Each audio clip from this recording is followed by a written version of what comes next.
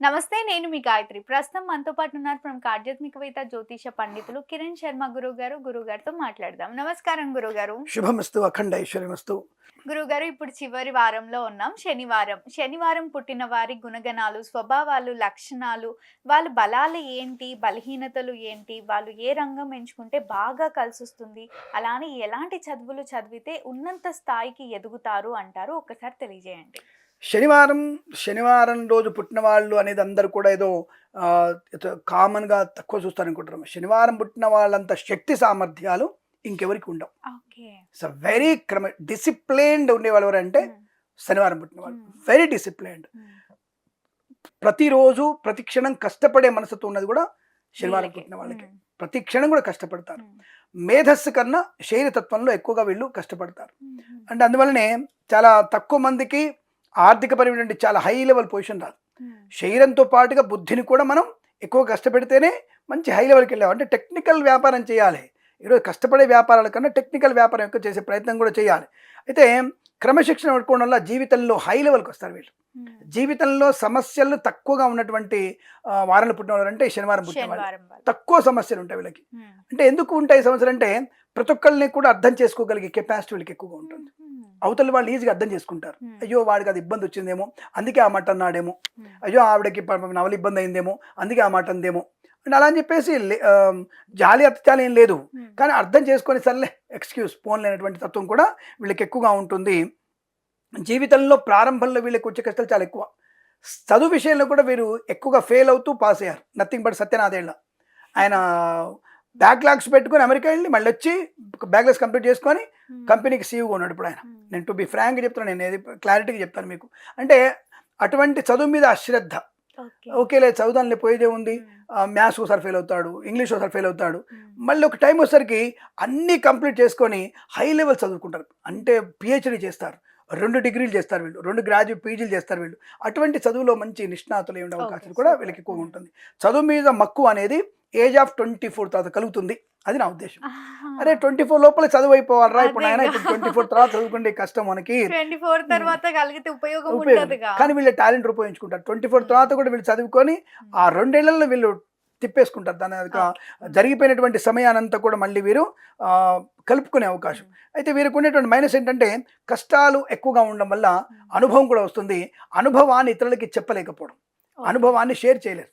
వీళ్ళకి మాత్రం అనుభవం వస్తుంది. ఇలా నష్టపోయాను, ఇలా కష్టపడ్డాను, ఇలా ఎఫ్ఐఆర్ ఉండే, ఇలా దొంగతనం చేశాను అని తెలిసినా, దొంగతనం వల్ల నష్టం వచ్చినా, తాగుడు వల్ల ఇబ్బందులు వచ్చినా అవతల వాళ్ళకి చెప్పేటువంటి మనస్తత్వం లేకపోవడం వల్ల వీరికి గుర్తింపు సరిగా రాకపోవడం.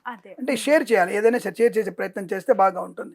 కానీ 23 ఏళ్ల నుంచి వీళ్ళకి లైఫ్ స్టార్ట్ అవుతుంది. బట్ మీరు నమ్ముతారో నమ్మరో 32వ సంవత్సరం నుంచే అద్భుతమైనటువంటి గుర్తింపు పొందుకుంటారు. అంటే సెకండ్ హాఫ్, లైఫ్లో సెకండ్ హాఫ్నే మంచి లాభాలు, ఎకనామిక్ గ్రోత్, 4 ఇళ్ళు ఉండడం, మంచి భార్య, మంచి భర్త, మంచి సంతానం. వీరికి కూడా బహు సంతానం అంటే 3 లేదా 4 పిల్లలు ఉండేటువంటి అవకాశాలు ఎక్కువగా ఉంటాయి. మంచి సంతాన ప్రాప్తి ఉంటుంది. చూడడానికి కొద్దిగా మందంగా కనపడతారు, కొద్దిగా మందంగా కనపడడం, చామన ఛాయలు ఉండేటువంటి వ్యక్తులుగా కనపడుతుంటారు. అంటే అట్రాక్షన్గా ఉండరు. కానీ వీళ్ళు ఎంత మేకప్ వేసుకుంటే అవతల దొరికిపోతారు. వీడు ఫుల్ మేకప్ వేసుకున్న విషయం దొరికిపోయేటువంటి లక్షణాలు కూడా ఎక్కువగా ఉంటాయి. బట్ మంచి తత్వము, మాటకారితనం లేకపోయినా అవతల వాడిని నొప్పించకుండా ముందుకెళ్ళగలిగేటువంటి ఒక ప్రయోజనాన్ని పొందుకుంటారు. కళాకారులకి మంచి పేరు తెచ్చే అవకాశాలు. ముఖ్యంగా వీరు వాయిద్యాలు అంటే మ్యూజిక్ ఇన్స్ట్రుమెంట్ మీద ఎక్కువగా ఫోకస్ చేస్తే మంచి అభివృద్ధి ఉంటుంది. అలాగే వీరు కూడా భార్యాభర్తల మధ్య అన్యోన్యత ఉంటుంది. కాకపోతే ఎప్పుడు అసంతృప్తి, నాకు సరైనటువంటి భర్త రాలేదేమో, నాకు సరైన భర్త రాలేదేమో, లేదా నా వల్ల నీకు ఇబ్బంది అయిందేమో, అంటే ఒక ఇన్ఫీరియారిటీ కాంప్లెక్స్తో ఉంటారు వీళ్ళు. అటువంటి భావాలు లేకుండా ఉండే ప్రయత్నం చేయండి. తప్పకుండా మంచి అనుకూలత, సంతాన యోగము, కుటుంబ వ్యవస్థ లాభము, అత్తమామలతో సౌఖ్యాన్ని. ఇక్కడ ప్లస్ పాయింట్ ఏంటంటే శనివారం పుట్టిన అమ్మాయి వల్ల కుటుంబానికి పేరు వాద వస్తుంది. తప్పకుండా ఆ కుటుంబంలో విడిపోదాం, పక్కన ఉందాం, మీ నాన్నమ్మ నాతో ఉండొద్దు, మనం వేరు కాపురం ఉందాం, వాళ్ళని వేరే దాంట్లో పెడదాం అనే లక్షణాలు వీళ్ళకు ఉండవు. లేదు మీ అమ్మ నాన్నతో మనం ఉందాం. ఒకవేళ భర్త పొరపాటున అమ్మ నాన్న దూరం ఉందాం అంటే కూడా మీకు ఇష్టం ఉంటే నేను అత్తగారితోనే మామగారితో ఉంటా, మీకు కావాలంటే మీరు బయట ఉండండి అని చెప్పి డైరెక్ట్ చెప్పేస్తుంది. ఇంకా ఎక్కువ మాడితే మీరు హోదానం గుదాంతో చేసుకొని వెళ్ళిపోండి, నేను అత్తే నేను చూసుకుంటా అంటుంది. అంతటి ప్రేమ గుణం శనివారం ఉండే వాళ్ళకి ఉంటుంది. అలాగే ఆడపిల్లతో మరుదులు కానీ బావగారితో కానీ ఒక మంచి అనుబంధం, అంటే ఆ ఇంటికి ఇల్లాలు తల్లిగా ఉండే అవకాశం ఎక్కువ ఉంటుంది. దట్ ఈస్ ద రీజన్ శనివారం పుట్టిన అమ్మాయిలకి మంచి పేరు, ఎక్కడైనా సరే ఒక మంచితనం విషయమా అట్లా ఉండాలి అని ఇంకొకళ్ళు రికగ్నైజ్ చేసి చెప్తారు. సరే అలా ఉండాలి అనేది మ్మ్. చెప్పడానికి ఇందులో ఉన్నటువంటి కోడలు ఆ కూతురుగా అర్హత సాధిస్తుంది. చాలా ఓకే. మంచి లక్షణాలు ఎక్కువగా ఉంటాయి. బలంగా ఉంటుంది. వీరికి ఏంటంటే యాక్చువల్గా వీరికి ఉండే ప్లస్ పాయింట్ ఏంటంటే ఇమ్యూనిటీ పవర్ సూపర్ ఉంటుంది. రోగ నిరోధక శక్తి వీళ్ళకు ఉన్నంతగా ఏ వారం పుట్టలోకి లేదు. ఓకే, ఎక్సెప్ట్ మంగళవారం. మంగళవారం పుట్టలో కూడా అంతటి ఇమ్యూనిటీ పవర్ ఉంటుంది. వీళ్ళకి విపరీతంగా ఉంటుంది. ఎందుకంటే కష్టపడే తత్వం కదా.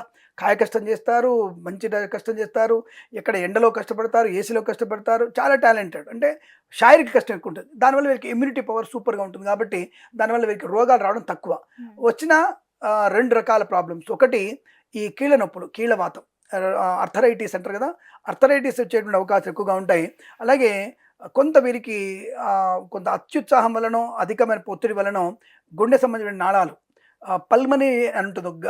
అంటే మీకు బాడీ గుండెలో కింది వైపు ఉంటుంది. గుండె కింది వైపున పల్మనరీ గ్రంథి ఉంటుంది ఒకటి. అవును. అంటే ఒక వాల్వ్ ఉంటుంది, పల్మనరీ వాల్వ్ అనేది. అది కొద్దిగా ప్రాబ్లం వస్తుంది వీళ్ళకి. ఓకే. సో అక్కడ మీరు కొద్దిగా జాగ్రత్తగా ఉండే ప్రయత్నం. దానికి మనం ఏం చేయాలంటే ప్రాణాయామం, రక్తము పల్చగా ఉండేటువంటి పదార్థాలు లైక్ ఉలవలు, లైక్ మీరు మినుములు తినకూడదు, ఉలవలు తినాలి, గోధుమలు తినాలి. తర్వాత మీకు బెల్లం ఎక్కువగా వాడాలి, పంచదార నిషేధించాలి, ఉప్పు తగ్గించాలి. ఇవి వాడడం వల్ల, బెల్లం ఎక్కువ తినడం వల్ల, నువ్వులు ఎక్కువ తినడం వల్ల వీరికి మంచి ఆరోగ్య లక్షణాన్ని పొందుకుంటారు. ఆయుష్ ఓకే. బాగా ఉంటుంది చెప్పవచ్చు. వీరికి వచ్చే జీవిత భాగ్యస్వాములు ఎలా ఉంటారు? ఇందాకే చెప్పాను కదా, ఇద్దరికీ అనుసంధానం. ద వెరీ బ్యూటిఫుల్ కపుల్స్ అని చెప్పాను నేను. ఇందాక చెప్పాను కదా, భార్య భర్తకు వెళ్ళి దారి తప్పినా నువ్వు సరే నీ ఇష్టం చేసుకొని ఉంటానంటే. కానీ ఇద్దరిలో అన్యోన్యత బాగుంటుంది. ఇద్దరికి అన్యోన్యమైనటువంటి దాంపత్య జీవనం ఉండే అవకాశం ఉంటుంది. బహుసంతానం కూడా ఉంటుంది. వీరికి ఉన్న సమస్యలన్నీ తొలగిపోయి దోషాలు, ఎలాంటి దోషాలున్నా తొలగిపోవాలి అంటే ఏ దేవుణ్ణి ఆరాధించాలి? ఏ దేవాలయంకి వెళ్తే మంచిది?